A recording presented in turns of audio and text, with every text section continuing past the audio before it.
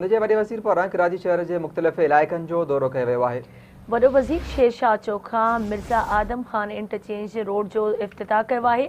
मिर्ज़ा आदम ख़ान में जियालनि पारां वॾे वज़ीर ते गुलनि जी वर्खा कई वई। तर्जुमान जो चवणु आहे वॾे वज़ीर नॉर्थ नासिबाबाद ऐं अब्दुल्ला कॉलेज खां कलंदरिया चौक ताईं रोड जी तामीर जो इफ़्तिताह कयो। वॾे वज़ीर पारां शाह सखी हसन ते बि रोड जी तामीर जो इफ़्तिताह कयो वियो। रोडनि जी तामीर थियण सां शहरियुनि खे फ़ाइदो थींदो।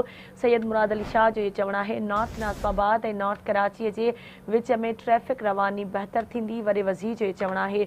ब्रेकिंग न्यूज़ अवां सां शेयर कयूं पिया। सिंध जे वॾे वज़ीर पारां कराची शहर जे मुख़्तलिफ़ इलाइक़नि जो दौरो कयो वियो आहे। इन हवाले सां लाइन ते मौजूदु आहे कराची खां आमिर सप्रो। जी आमिर, कहिड़ा तफ़सील आहिनि? हाँ जी बिल्कुल। ज़ुबैर सिंध जो वॾो वज़ीर सैयद मुराद अली शाह उन सां गॾोगॾु सीनियर सूबाई वज़ीर जेको आहे शर्जील नाम मेहमान सईद गने जेको आहे उन सां गॾोगॾु नासिर शाह बि कराची जे मुख़्तलिफ़ इलाइक़नि जो दौरो कयो आहे।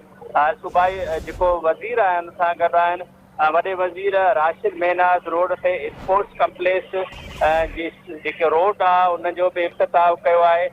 कराची जे मुख़्तलिफ़ इलाइक़नि में हलंदड़ जेके स्कीमियूं आहिनि उहे सिंध जे वॾे वज़ीर जेको आहे सैयद मुराद अली शाह इफ़्तिताह कयो आहे। वज़ीर आला सिंध शाहराए नूरजहान भरिसां अब्दुल्ला कॉलेज ऐं कलंदर चौक भरिसां हलंदड़ 6.25 किलोमीटर जेकी रोड आहे उन जो पिणु इफ़्तिताह कयो आहे।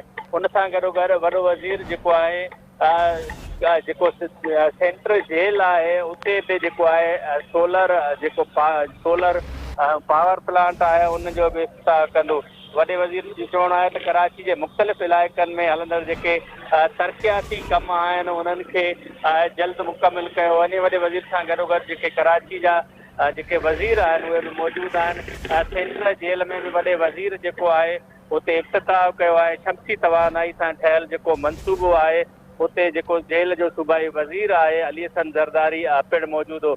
वॾे वज़ीर इहो बि चयो आहे त सेंट्रल जेल जी इमारत जेकी आहे तवानाई सां जेको आहे 549 किलोवाट जेकी बिजली आहे उहा एनर्जी मुहैया कंदी, जिते सेंट्रल जेल में क़ैद जेकी क़ैदी आहे उन्हनि खे सहूलियत मिलंदी। वॾे वज़ीर इहो बि चयो आहे त हिन मनसूबे ते 21 करोड़ 60 लख रुपए जो जेको आहे ख़र्च थियो आहे। वॾे वज़ीर उन सां गॾोगॾु जेको आहे ॿिया जेके कराची जा मुख़्तलिफ़ इलाइक़ा आहिनि उन्हनि जो दौरो कंदे चनेसर ॻोठ में जेको फुटबॉल ग्राउंड आहे उन जो पिणु कुझु देरि बाद इफ़्तिताह कंदो। जी ठीकु आहे, मुंहिंजी महिरबानी आमिर अपडेट करण लाइ।